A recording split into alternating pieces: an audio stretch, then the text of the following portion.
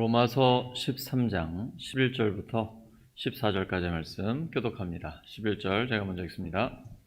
또한 너희가 이 시기를 알거니와 자다가 깰 때가 벌써 되었으니 이는 이제 우리의 구원이 처음 믿을 때보다 가까웠음이라. 밤이 깊고 낮이 가까웠으니 그러므로 우리가 어둠의 일을 벗고 빛의 갑옷을 입자. 낮에와 같이 단정히 행하고 방탕하거나 술 취하지 말며 음란하거나 호색하지 말며 다투거나 시기하지 말고 오직 주 예수 그리스도로 옷 입고 정욕을 위하여 육신의 일을 도모하지 말라. 아멘. 로마서 26번째 시간, 빛의 갑옷을 입으라, 빛의 갑옷을 입으라는 제목으로 하나님의 말씀 전하겠습니다. 오늘 세계에서 5번째로 긴 바닷속 터널이 개통됐습니다. 잘 아시죠? 보령 해저 터널입니다. 해수면 80m 아래, 길이는 약 7km 정도 됩니다. 그 공사를 할 때 하루에 최대 굴착 길이가 7m밖에 안 됐다고 합니다. 그리고 공사 기간은 11년 걸렸습니다. 지금 바닷속 어둠을 뚫고 빛을 발하고 있습니다. 오늘 본문에서 하나님은 어둠을 벗고 빛의 갑옷을 입으라고 말씀하십니다. 빛은 밝고 따뜻한 사랑의 이미지를 갖고 있습니다. 그리고 갑옷은 전투적인 이미지를 갖고 있습니다. 어둠과 싸우며 뚫고 나가는 것입니다. 이 두 가지는 서로 상반되는 대조적인 이미지이지만 우리 그리스도인들이 삶의 자리에서 실제로 승리하기 위해서는 이 두 가지를 다 갖추고 있어야 합니다. 사랑하며 살고 정신 차리고 살아야 합니다. 예수님은 이렇게 균형 있는 삶을 강조하셨습니다. 마태복음 10장 16절입니다. 시작. 내가 너희를 보냄이 양을 이리 가운데로 보냄과 같도다. 그러므로 너희는 뱀같이 지혜롭고 비둘기같이 순결하라. 보통 우리가 뱀은 성경에서 이렇게 좋은 이미지로 나오지 않는데 예수님께서 뱀같이 지혜롭고 비둘기같이 순결하라 라고 말씀하십니다. 그 뱀 저는 많이 봤거든요. 시골에는 흔합니다. 그냥 길 가다 보면 많이 있어서. 이 뱀이 움직일 때 굉장히 예리하잖아요. 현실에서 예리하고 현명하게 판단하고 그리고 과감하게 결단하는 그 동시에 깨끗하고 정직하게 살아가라 라는 말씀입니다. 이렇게 사는 건 쉽지 않지만 성령께서 도우시면 가능합니다. 지금은 잠에서 깰 때입니다. 이때는 헬라어로 카이로스입니다. 단순한 시간이 아니라 위기의 때, 특별한 시기를 말씀하고 있습니다. 우리는 죄악을 벗어던지고 사랑의 힘을 얻어야 합니다. 그러면 악에게 지지 않고 선으로 악을 이길 수 있습니다. 그러려면 호사한 연회와 술 취함, 음행과 방탕, 싸움과 시기에 빠지지 말아야 합니다. 즉 세상이 흐르는 것과 다르게 살아야 합니다. 정욕을 채우려고 육신을 꾀하지도 말아야 합니다. 지금은 낮에 행동하듯 단정하게 행할 때입니다. 주 예수 그리스도로 옷을 입어야 할 때입니다. 우리가 편한 옷을 입으면 편하게 늘어지고 싶어집니다. 이렇게 정장을 하면 정장다운 행동을 하고 싶어집니다. 또한 우리가 입은 옷은 우리를 표현하기도 합니다.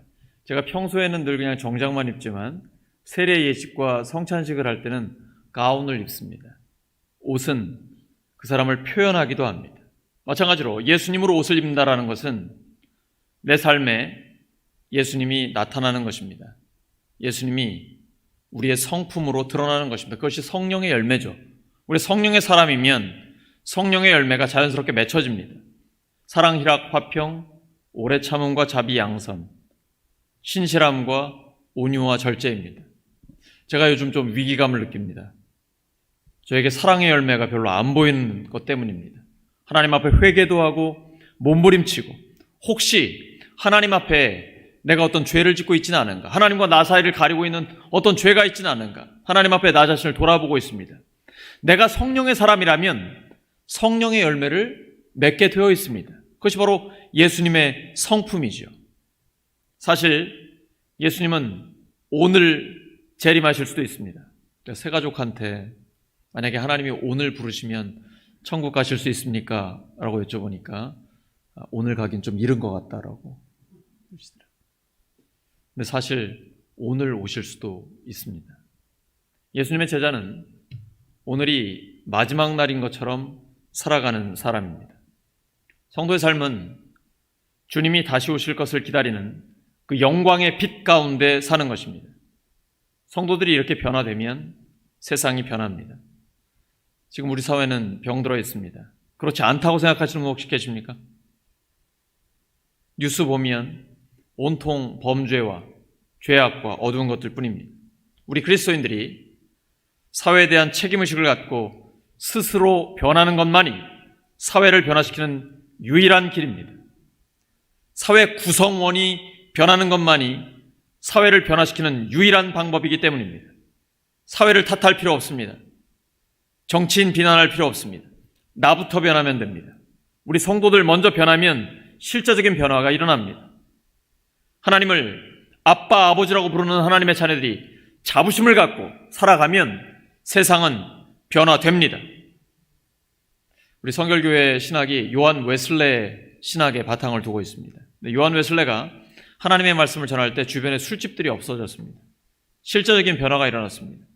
우리 교회에서 복음이 선포되고 우리 성도들이 복음에 합당한 삶을 살 때 악하고 어둡고 음란한 것들이 주변에서 사라질 줄로 믿습니다. 망하라는 얘기가 아니라 깨끗한 직종으로 바꿔지는 역사가, 그래서 깨끗한 부자들이 더 많아지기를 예수 그리스도 이름으로 축원합니다. 우리가 하나님의 자녀답게 살아갈 때 실제적인 삶의 변화가 일어나게 됩니다. 우리 사회가 안고 있는 모든 문제를 한마디로 말하면 사랑이 부족한 것입니다. 뉴스에 친엄마가 4살짜리 딸아이를 추운 밤중에 길에다 버리고 갔습니다. 뇌물, 성폭력, 살인, 강도, 이런 일 왜 일어납니까? 이웃을 사랑하지 않기 때문입니다.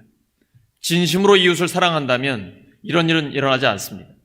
마음을 다하고 뜻을 다하고 힘을 다하고 목숨을 다해 하나님을 사랑하고 이웃을 나 자신처럼 사랑하면 사회의 모든 문제는 저절로 해결됩니다. 어느 교회에 탁구대회가 있었습니다. 실력이 뛰어난 권사님이 1차전에서 탈락했습니다. 왜 그런가 했더니 경기를 하는데 상대 선수로 나온 성도의 어린 2 아들이 아빠를 힘껏 응원하고 있었답니다. 아빠가 점수를 잃으면 세상을 다 잃은 것 같이 낙담하고 아빠가 이기면 막 세상을 다 얻은 것 같이 너무나 기뻐하는 거예요. 그 모습을 본 권사님이 내가 이 경기를 이기면 저 2 아들이 얼마나 크게 실망할까, 이런 생각이 들어서 져주신 겁니다. 저는 이런 권사님 보면 굉장히 부끄럽습니다.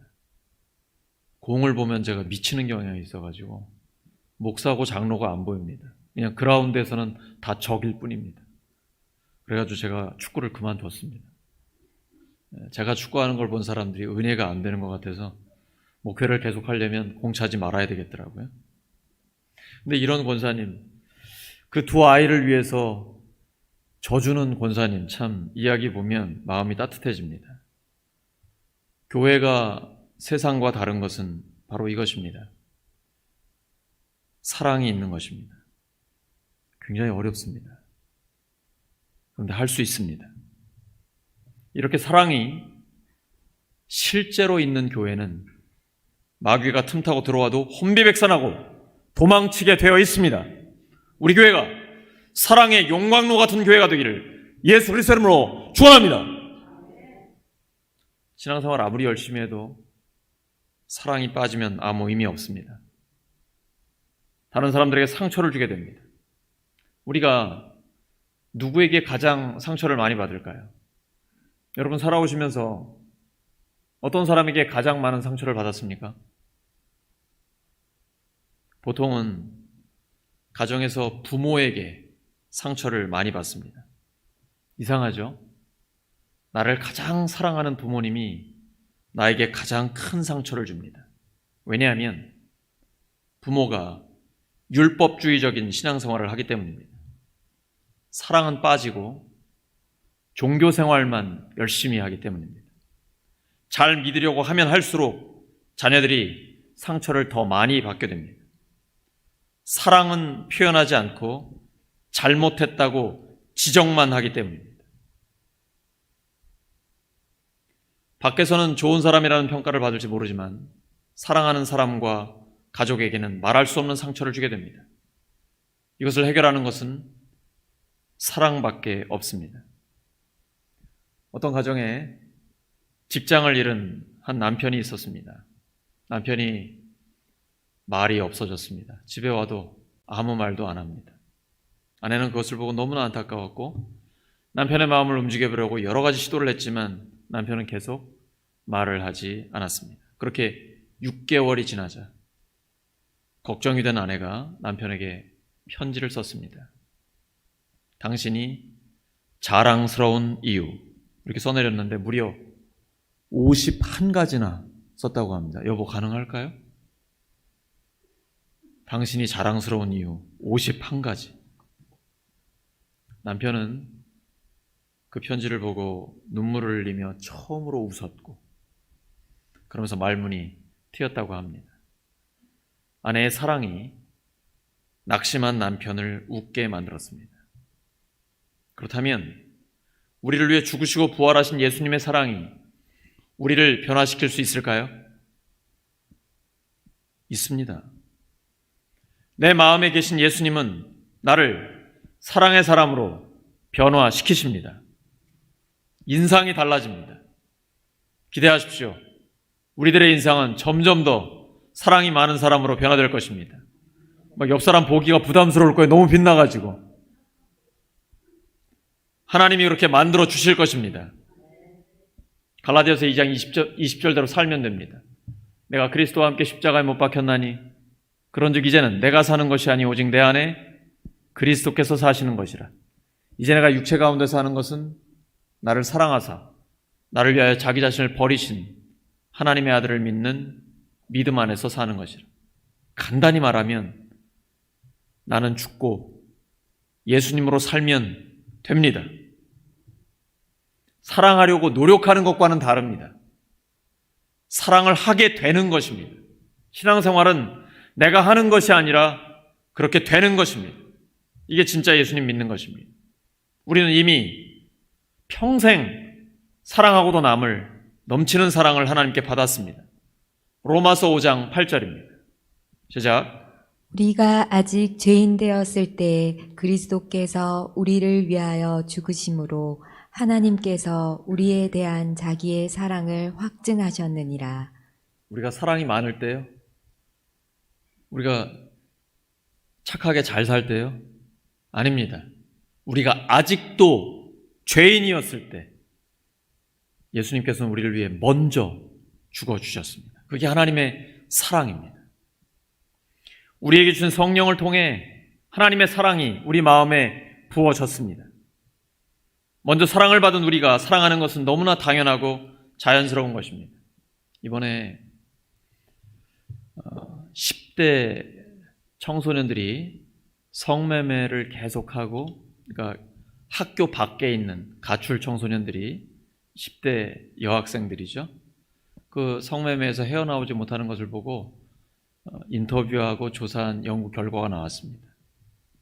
왜 그러냐면 엄마 아빠의 사랑을 받지 못한 그 아이들이 밖에 나가서 자기한테 먹을 거 사주고 그리고 잠을 재워주고 그 한마디 해주는 거죠. 내가 네 엄마 돼줄게. 그리고 또 그 아이를 이용하고 또 이용하고 계속 이용당하는데도 그 관심을 받고 싶어하고 집에서 받지 못한 사랑을 거기서 받고 싶어하는 그것 때문에 헤어나오지 못한다라는 뉴스가 오늘 나왔습니다. 사랑받지 못하면 사랑할 줄 모릅니다. 근데 사랑을 받은 사람은 사랑할 수 있습니다. 먼저 하나님의 사랑을 받은 우리가 사랑하는 것은 너무 당연하고 자연스러운 것입니다. 하지만 그것이 쉽지 않습니다. 왜 그럴까요? 순종하고 싶지 않기 때문입니다.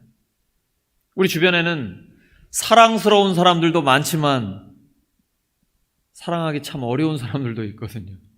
심지어 교회에도 그런 사람들이 있기도 합니다.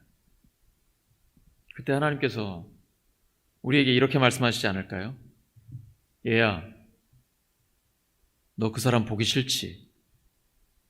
그래도 나를 봐서라도 좀 사랑해다. 그런 내 사랑하는 아들이요, 내 사랑하는 딸이다. 너는 도저히 용납이 안 되지. 용서가 안 되지. 하지만 나는 그를 사랑한다. 그는 내 아들이요, 내 딸이니까 나를 봐서라도 좀 사랑해 줄 수 없겠니? 하나님 이렇게 우리에게 말씀하시지 않을까요? 옆 사람 축복해 주시기 바랍니다. 하나님을 보셔서라도 좀 사랑해 주시기 바랍니다.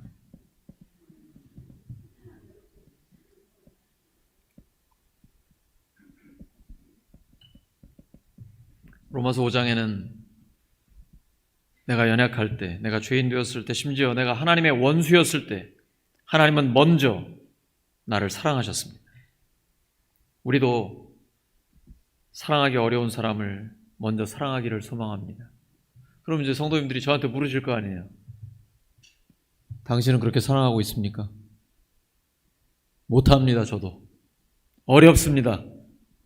그래서 이 설교는 저에게 주시는 하나님의 말씀입니다. 지금 우리는 사랑하기 어려운 사람을 사랑하기 위해 구체적인 노력을 하고 있습니까? 다시 한번요. 오늘 우리는 사랑하기 어려운 사람을 사랑하기 위해 구체적인 노력을 하고 있습니까? 하나님 도와주십니다. 교회와 가정과 일터를 변화시키려면 결국 나 자신부터 변해야 합니다. 그것이 신학적으로 말하면 자기 구원의 완성입니다. 우리는 예수님의 죽으심과 부활의 복음으로 이미 구원받았습니다. 하지만 아직 구원이 완성되지 않았습니다. 신학적 용어로 참 중요한 용어입니다. 이미, 그러나 아직. 이미 구원받았어요. 걱정하지 마세요. 하지만 아직 구원이 완성된 건 아니에요. 그래서 여전히 우리는 주님을 닮아가야 합니다. 빌립보서 2장 12절입니다. 시작. 그러므로 나의 사랑하는 자들아, 너희가 나 있을 때뿐 아니라 더욱 지금 나 없을 때에도 항상 부족하여 두렵고 떨림으로 너희 구원을 이루라. 두렵고 떨림으로 너희 구원을 이루라. 이것은 이러다가 나 구원받지 못하는 거 아니야? 이런 말이 아닙니다. 이미 구원받았지만 구원이 완성될 때까지, 우리가 이 땅을 떠날 때, 예수님이 다시 오실 그때까지 늘 긴장하고 그 구원을 지키며 완성될 때까지 점점 더 예수님을 닮아가라는 뜻입니다. 그런즉 선줄로 생각하는 자 넘어질까 조심하라. 바로 우리가 건강하게 신앙생활하기 위해 하나님께서 우리에게 주시는 말씀입니다. 우리는 주님 앞에 서는 날 부끄러움 없이 설 수 있도록 준비되고 있습니까? 우리는 우리 사회의 어두움을 보며 안타까워하고 있습니까? 혹시 나만 예수 믿고 그냥 천국 가면 된다고 생각하지는 않습니까? 사랑은 율법의 완성입니다. 사랑하면 하나님의 말씀을 다 지킨 것입니다. 바꿔 말해서 내가 사랑하지 않는다면 하나님 뜻을 지키지 않는 것입니다. 아무리 우리가 예배를 잘 드리고 기도를 많이 하고 헌금을 많이 하고 별걸 다 해도 사랑하지 않는다면 아무것도 안 하는 것입니다. 예수님은 우리가 사랑만 하며 살기를 원하십니다. 우리의 구원이 처음 믿을 때보다 더 가까워졌습니다. 역사적 종말과 개인적 종말을 항상 준비하고 있어야 됩니다. 잠에서 깨어나는 것은 어둠의 일을 벗어버리는 것입니다. 사람들이 보지 않을 때 은밀하게 짓는 죄를 끊어버리는 것입니다. 저는 목양실에 창문이 트인 게 너무 행복합니다. 우리는 하나님 앞에 공개되어 있어야 됩니다. 빛의 자녀이기 때문입니다. 예수님을 믿으면 더 이상 어둠의 행실이 없어야 합니다. 방탕함, 술 취함, 음란, 시기, 다툼, 사람들 앞에 드러나면 너무나 창피한 일들을 끊어버리는 것입니다. 예수님을 믿는데도 여전히 그런 생활을 하고 있다면 영적으로 잠자고 있거나 죽어 있는 것입니다.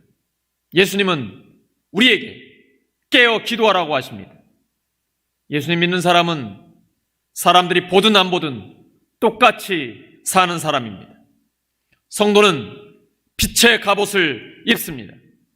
혼자 있을 때도 모든 사람들이 보고 있는 것처럼 살아갑니다. 이중적인 삶 살지 않습니다. 각자의 삶의 자리에서 나는 이곳의 빛이라, 이걸 기억하고 삽니다. 그럼 따라하시죠. 나는 이곳의 빛이라. 다시 한번요. 나는 이곳의 빛이라. 여전히 우리를 유혹하는 마귀가 있습니다. 그 마귀의 목표는 우리를 어둠의 자식으로 만들려고 하는 것입니다. 이 유혹을 끊다 보면 손해를 보기도 하고 어려움을 당하기도 합니다. 하지만 하나님은 모든 것을 합력해 선을 이루어 주십니다. 말씀 정리합니다. 하나님 우리에게 빛의 갑옷을 입으라고 말씀하십니다. 갑옷, 그리고 빛, 사랑하며 살라, 정신 차리고 살라. 사랑하기 어려운 사람을 사랑하기 위해 구체적인 노력을 하라. 우리 마음에 계신 예수님은 우리를 사랑의 사람으로 변화시키십니다. 그래서 점점 더 예수님을 닮아가고 예수님의 성품을 드러내는 우리 모두 되기를 예수 그리스도의 이름으로 축원합니다. 우리가 이제 목회자를 청빙해야 됩니다.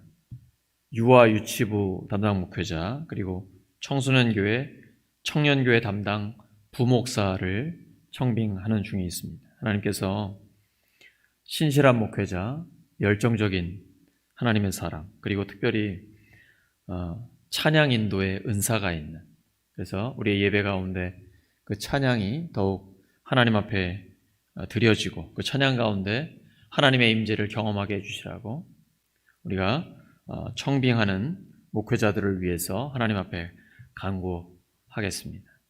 함께 기도합니다. 하나님 아버지,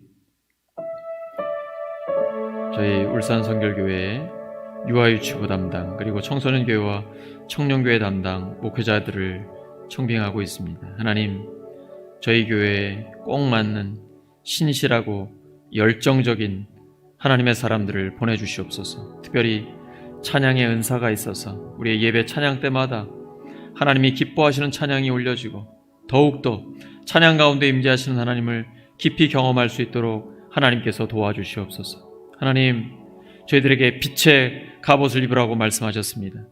사랑하며 살라고, 정신 차리고 살라고 말씀하셨습니다. 주님, 저희들 뱀처럼 지혜롭고 비둘기처럼 순결하게 살게 하여 주시옵소서. 그래서 점점 더 예수님을 닮아가고 예수님을 드러내는 저희들이 되게 하여 주시옵소서. 우리 합심기도 제목 가지고 우리가 기도할 때 하나님의 응답하신다는 확신 가지고 주여 한번 부르고 담대하게 나갑니다.